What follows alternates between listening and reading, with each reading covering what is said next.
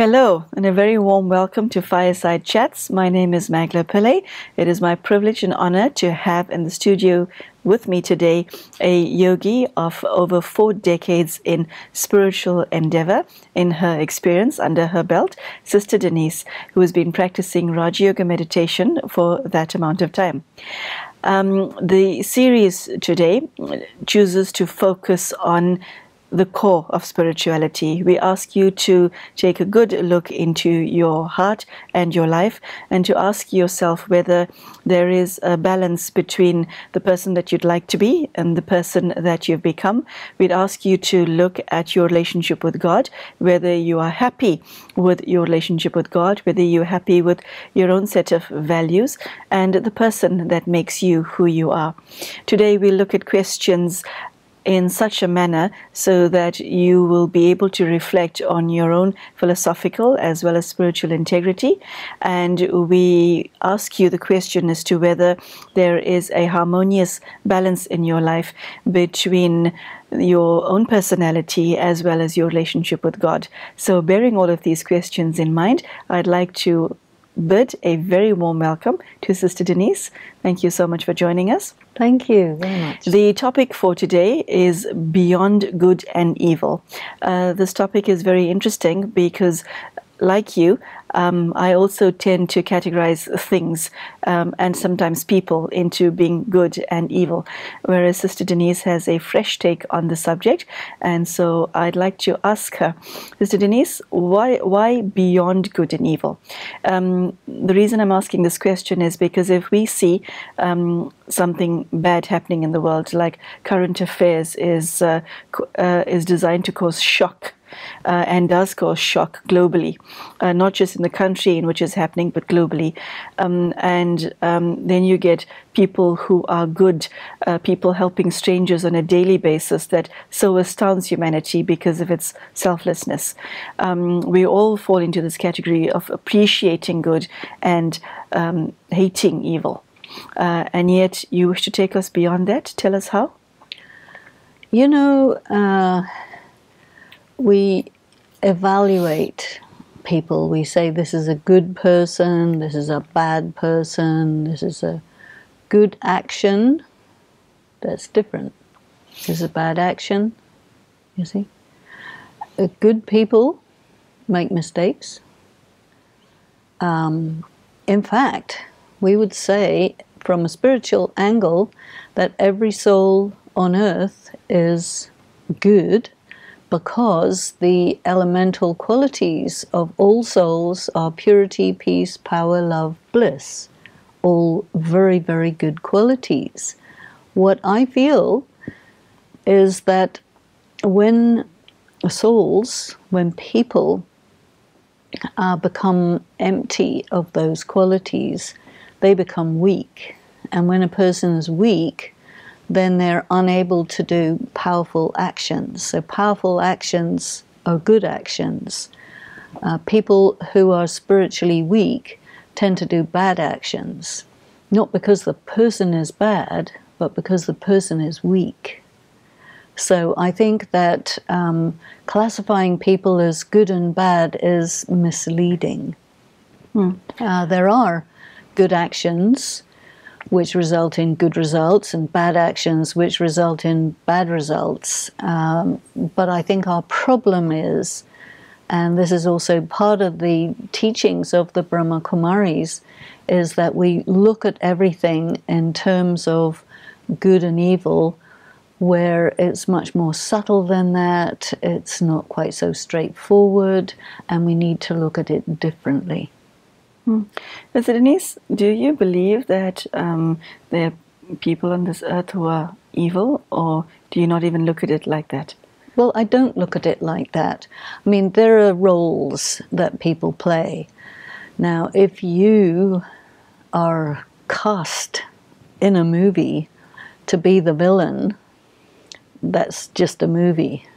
But in the world, you know, there's even Shakespeare was saying, you know, the world is a stage and we're all characters in it. And if you're cast as a villain in the world, on the world stage, then you could say that's unfortunate.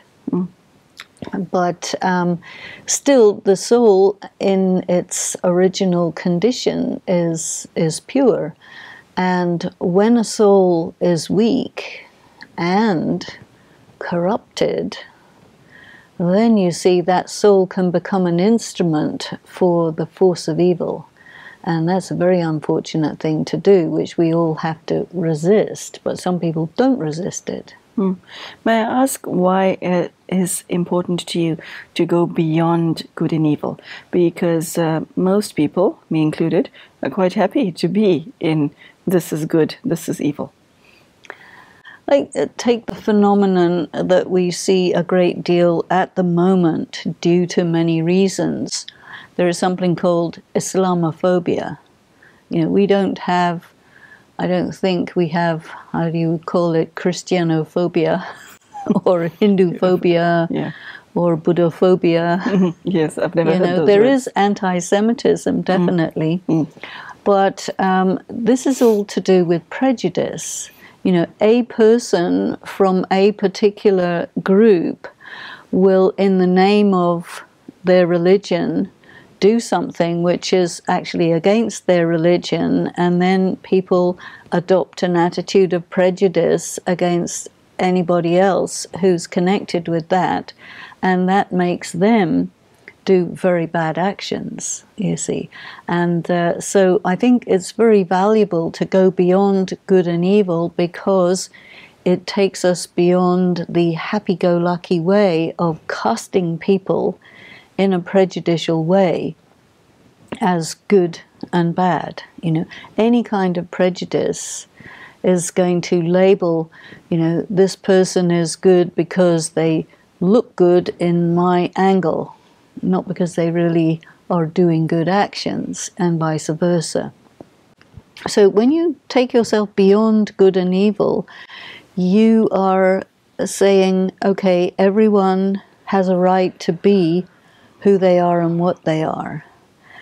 And with conventional morality, or the part that I call toxic conventional morality, you take it upon yourself to punish, to cause harm to who you see as the enemy or as a bad person, you know. And this is part of the propaganda that happens in war situations. You know, you cannot get people to kill other people unless you dehumanize those people, you see. And that is all part of the process. Sister Denise, you know, what concerns me about what you just saying is that there are occurrences in this world that are shocking in its evilness, like a child being violated. And so in every country across the globe, there is a system of justice to bring those perpetrators to book. Now, if what you are saying is true, and it's implied, should there be a system of justice? Because you see, the world is has structures in place to maybe not stop evil, but to let people know that if they harm an individual, they harm society, and by harming society, they get punished. But no, definitely that has to be in place. So somebody who commits an atrocity against a vulnerable member of society should, in your definition, still be punished? No, the system of justice has to be there, and the system of justice involves punishment, definitely.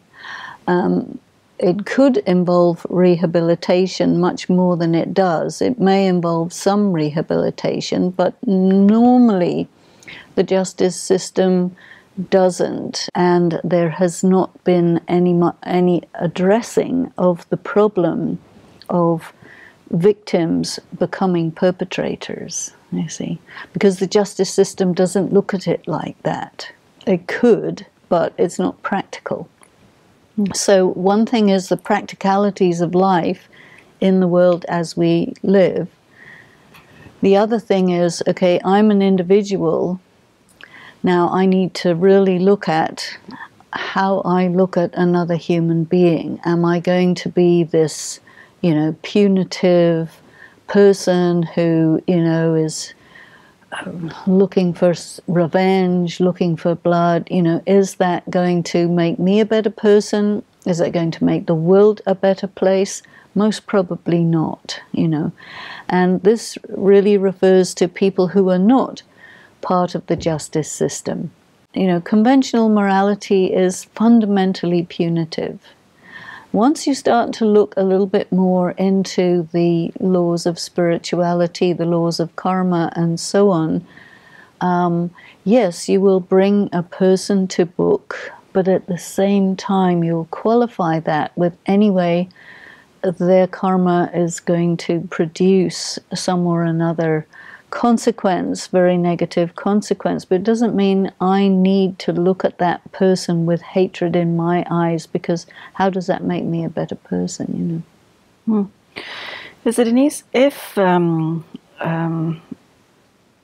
individual finds himself in the position where someone has committed an act of evil against him or her, and the cyclical nature of things, you'll be very inclined to perpetuate that misery to someone or others, because that's what you hold in your memory track and in your DNA.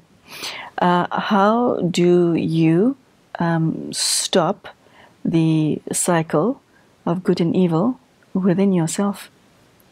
Well, I think a lot of work is getting done where the victims and perpetrators are meeting each other, talking it through, and kind of toning down all of the emotions that are involved with it. Because you see, it is possible for a person to say, okay, this was done to me, but I do not have to escalate it. I do not have to add to it. If I am powerful enough, I can absorb it.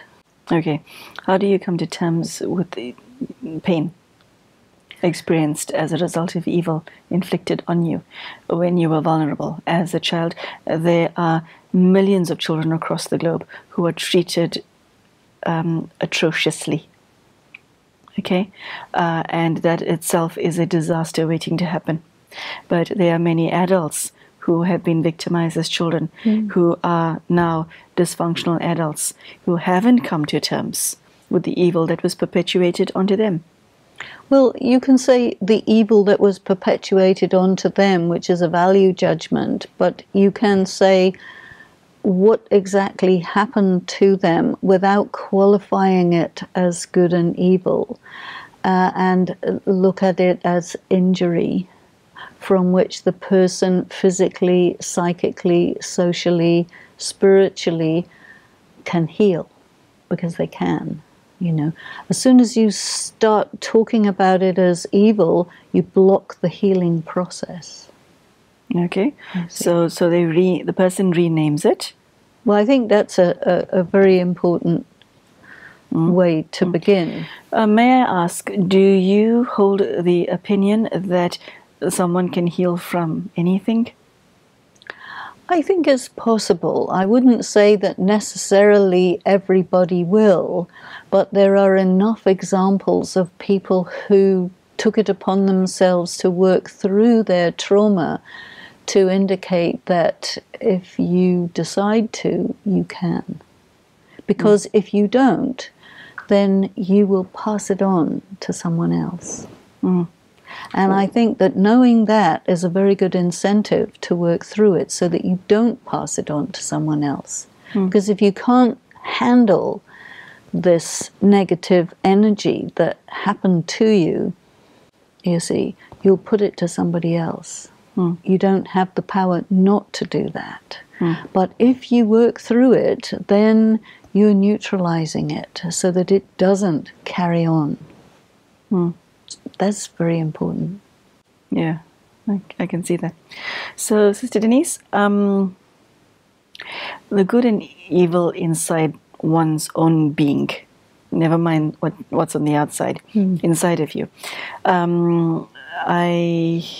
appreciate what you're saying, that human beings are primarily good, irrespective of what they've become. But if you wake up one fine day and realize, 70% of me is good, but 30% is ugh. Okay, and you want to, you find within yourself personality traits that are not good at all. I don't look at it that way. I look at it as the 100% good that a soul was once has reduced 70%, 30%, whatever it is, maybe 99%. That means that there is a vacuum, there is an emptiness, and that emptiness is the darkness. Okay, so let's look at that practically, okay? The reason for someone's negativity is? They're empty. So it's not that they're bad, it's that there's a space inside the soul that needs to be filled with something. Yes. Okay. What light. do you feel? Light. You say darkness. Darkness exists when light is not there. So darkness is not a thing in itself, whereas light is a thing in itself. Okay. Denise, what is the light that you're referring to? Purity, peace, love, personal power, happiness, courage, all the virtues, all the powers. These are the things. As soon as you start cultivating those inside, the darkness is displaced by that. What would be one's motivation for doing that? Because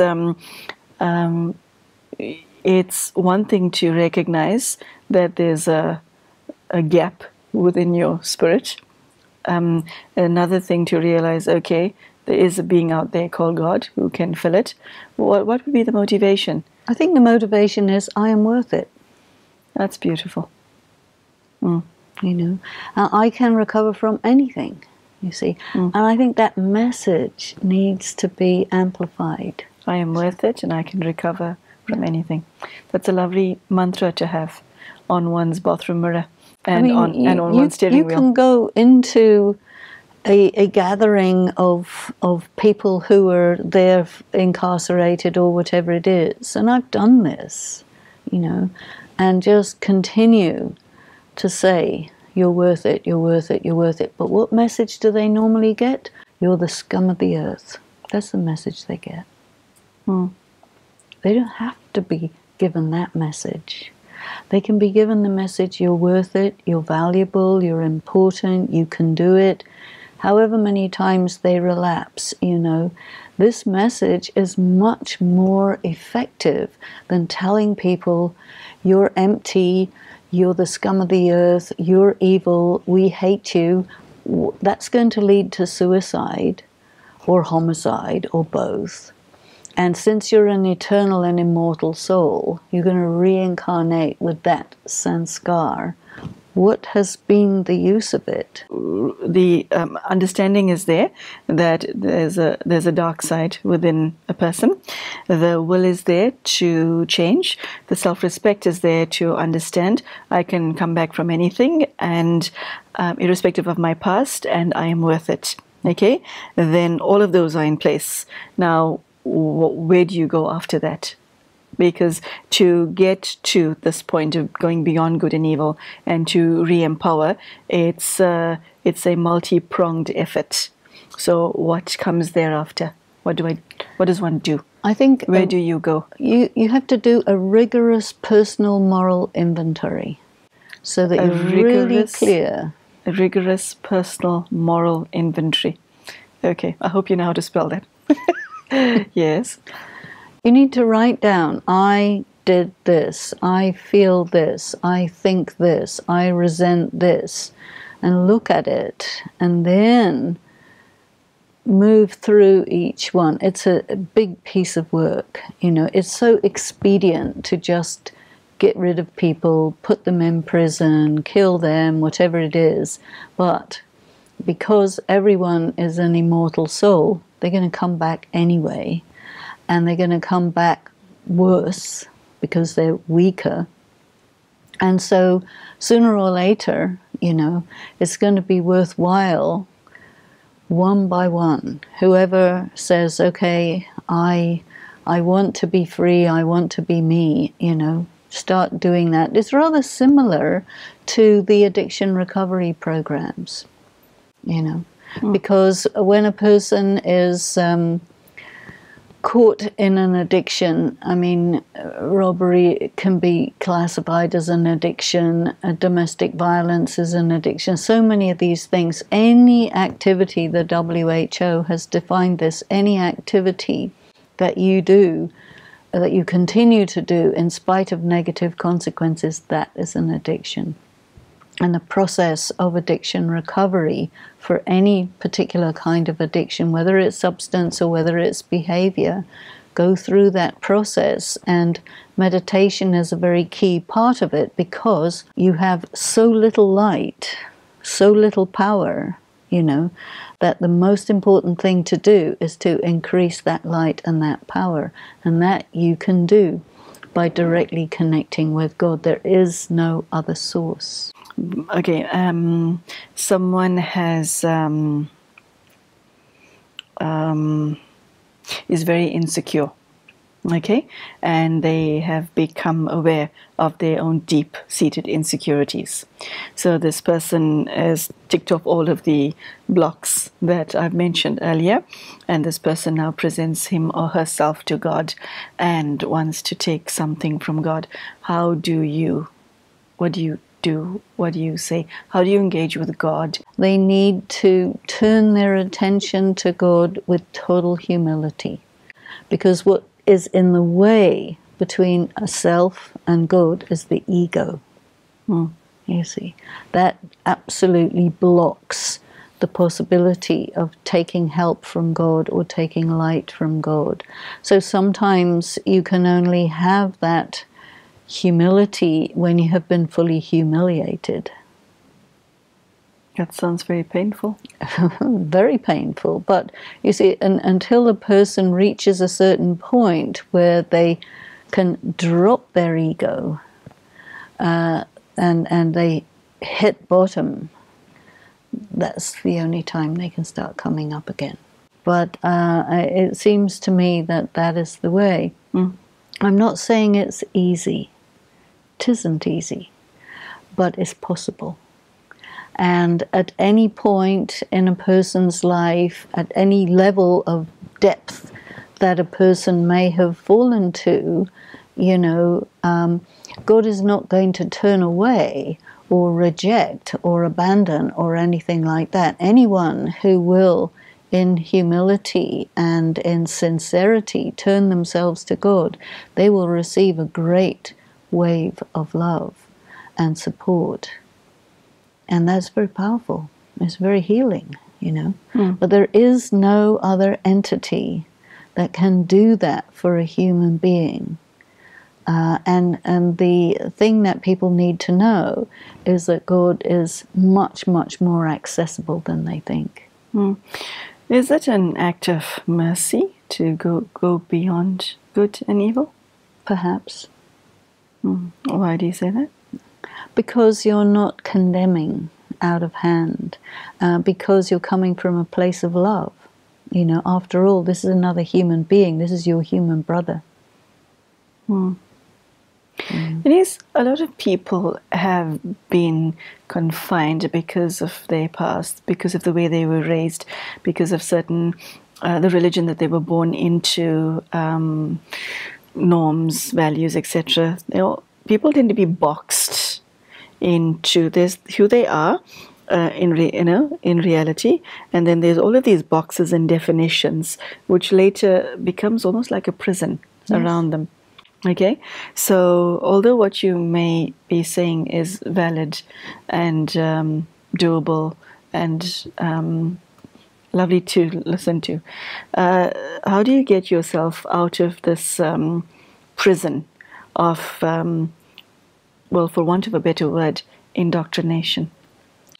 Well, I think that's perhaps the usefulness of a program like we've got here, because then people can hear something that perhaps they hadn't heard before. to know that you're an actor, and these are just circumstances, situations that you are in as a teaching, as a test. Life is a university. God is waiting for you to notice him, her. Life is a university. That's actually quite beautiful. Life is a teacher. Okay, I haven't heard that one before. Life is a university. So the journey that you just described appears to be lifelong. One has to go into it for the long haul, because it's not something, none of this will happen overnight, will it? No, but I mean, you look at your life and you say, okay, my life is 80 years, 90 years, whatever it could be, and say, this is a long journey, and the purpose of this journey is for happiness. Along the way, there's a lot of unhappiness, but it's full of lessons, it's full of opportunities, it's full of, comments from life which says, be awake, be aware, understand who you are, understand what your value is, stand up for yourself, things like this, If somebody stays within the cycle of good and this is good and this is evil, what's wrong with that picture? I think what's wrong with it is it's too black and white, and you tend to be very judgmental. You tend to be somewhat merciless, very easily condemning people, and you are making out that you are very good and everybody else isn't, or most other people aren't, or you will find yourself admiring some people who really don't deserve such admiration and condemning other people out of hand who are not quite so black as you are painting them. And so it becomes, quite a limited type of thinking. Okay. So if somebody stays in that mode of thinking, they're actually doing themselves an injustice? Well, I think they are, and I think they're also doing other people an injustice. But, it's very much the way of conventional morality. But I, take exception to it because it tends to dehumanize, and that is not such a good value. So I really think that we need to rethink our morality and rethink our value system. Sister Denise, your viewpoint is rather magnanimous. And I think to get to that state, you have yourself done a lot of spiritual work to get there. It's quite a quantum leap of to come out of that space. That being said, I do appreciate what you are saying, and thank you so much for this message. I hope you have benefited from this talk. I found it to be very thought-provoking. Sister Denise, thank you very much, and thank you at home for joining us, and I hope that this talk is enriching for you. Thank you, and we hope to see you soon. Goodbye.